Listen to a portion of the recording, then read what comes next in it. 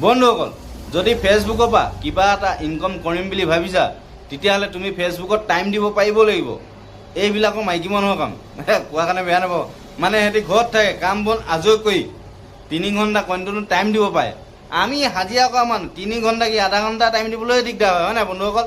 তো যি কি নহওক, যদি তোমালোকে ভাবিছা ফেচবুকৰ পৰা কিবা এটা ইনকম কৰিম, কিবা এটা পাম বুলি, তো বন্ধুসকল টাইম দিবই লাগিব, নিদিলে নহ'ব। নহ'লে ফেচবুক খুলি এনেই মাথা বেয়া কৰি লাভ নাই।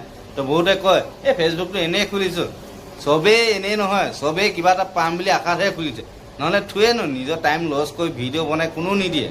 এনেই মানুহে কয় যে এনেই খুলিছে নো, চবেই আশা কৰে, চবেই আশা কৰে।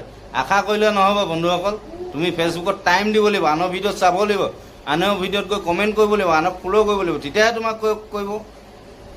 তুমি একদম স্পেচিয়েল নহয় না, তুমি যে একদম তোমাক কৰিব, তোমাৰ ভিডিঅ' ভাইৰেল হ'ব। প্ৰথমতে আৰম্ভণিত তুমি সেনেকুৱা কৰিবই লাগিব। আৰু যেতিয়া 50K 60K হৈ যায়, তেতিয়া আনৰ ভিডিঅ' নেচালেও তোমাৰ ভিডিঅ' চলিব।